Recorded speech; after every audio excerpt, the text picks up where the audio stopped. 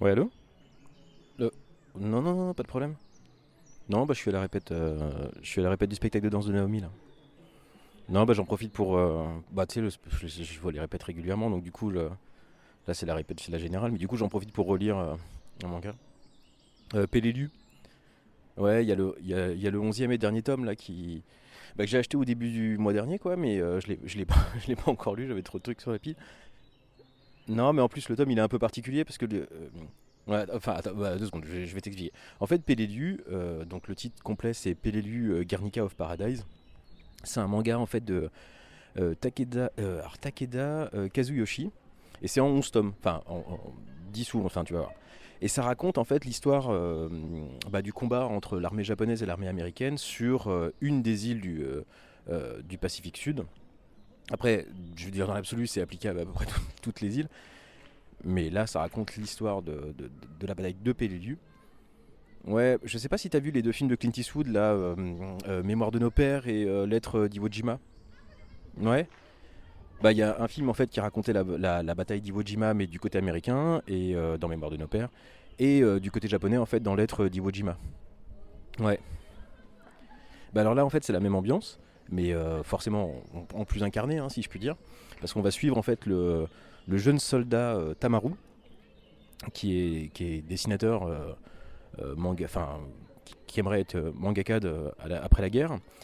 Et du coup, en fait, il passe son temps à croquer la vie sur l'île jusqu'à ce que l'armée américaine en fait se pointe en 44 et pilonne l'île de tous côtés, quoi. Ouais. Alors les jeunes troufions japonais, bah, dont les gradés qui font du zèle, en fait, ils se retrouvent coincés sur l'île à devoir survivre tant bien que mal, alors que le sentiment, alors tu vois, le sentiment nationaliste, en fait, il n'est pas non plus en fait dans toutes les têtes.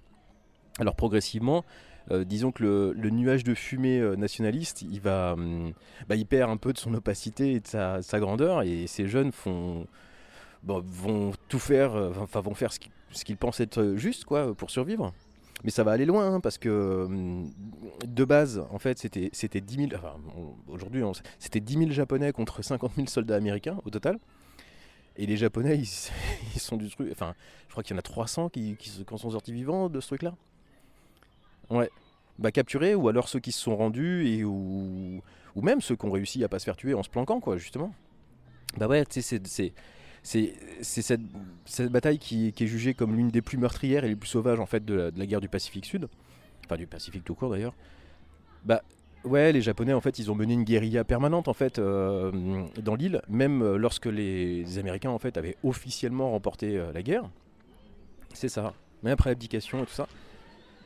Non mais dis-toi qu'il y avait encore des escarmouches et les derniers japonais à se rendre, ils l'ont fait en avril 47. Tu vois, donc quand même quelques mois après quoi. Ouais, puis il y a eu pire, hein. Je sais pas si t'as déjà entendu parler de Hiro Onoda.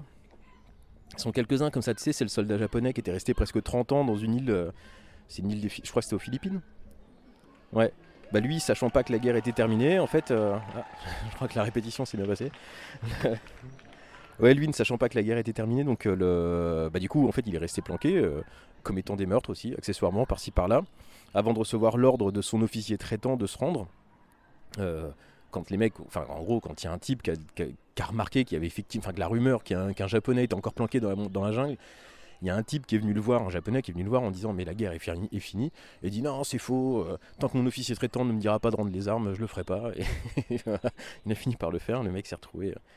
Ouais, et puis accessoirement après, il a donné des cours de survie. Enfin bref, un personnage assez étonnant. Nationaliste aussi au passage. Enfin nationaliste. Ouais, ouais, ouais. Ouais, bah du coup, lui, c'est ça. Ouais, bah il a fini, ce Hiro Onoda, il a fini révisionniste en fait et proche des milieux militaristes avant de mourir à 91 ans. Ouais, comme quoi quand on est con jusqu'au bout. Pardon, j'aimerais pas dire ça. Enfin bon, voilà, moi je. Ouais. Bon, alors l'auteur de Peleliu, en fait, Takeda Kazuyoshi, si ma mémoire est bonne, je crois que c'était écrit. J'ai pas le premier tome avec moi là, mais c'est écrit dans le premier tome. Il me semble que c'est le petit-fils de Tamaru dont je te parlais tout à l'heure. Et je sais pas si, enfin, mais moi je peux pas m'empêcher en fait de voir Peleliu comme une sorte de réponse justement à Hiro Onoda, qui est devenu quelqu'un d'assez connu en fait au Japon, Parce que Hironoda, en fait, il est mort 2 ans avant le début de la publication de Pelelu. Ouais, bah clairement, en fait, l'autobiographie de Onoda et le récit de Pelelu, en fait, ils se répondent. Et les lectures, elles sont complémentaires, je trouve.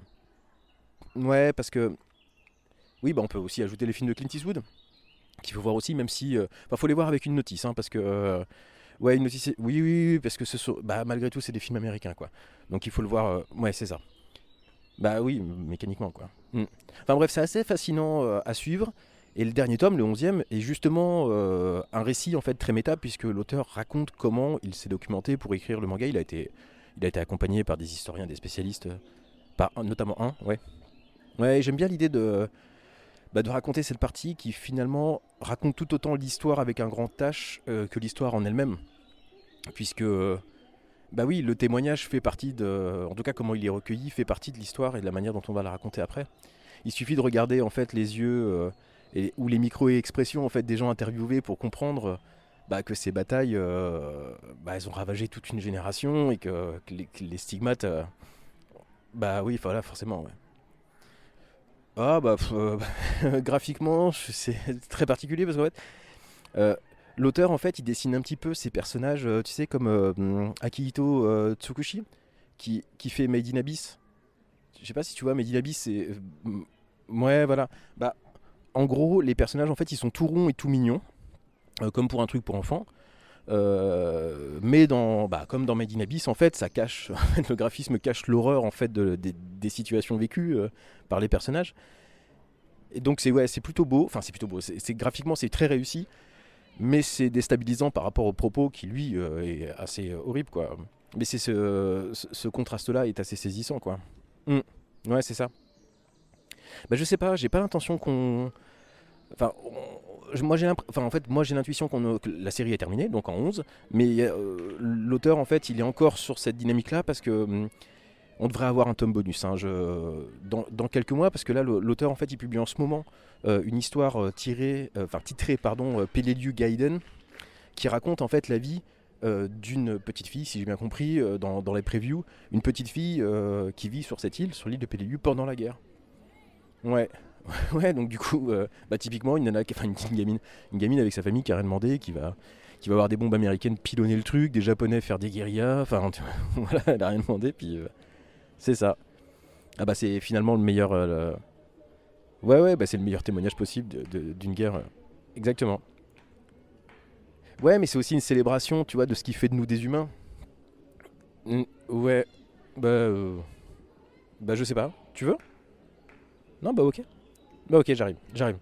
Ouais ça marche. Ouais ok tout de suite. À tout de suite.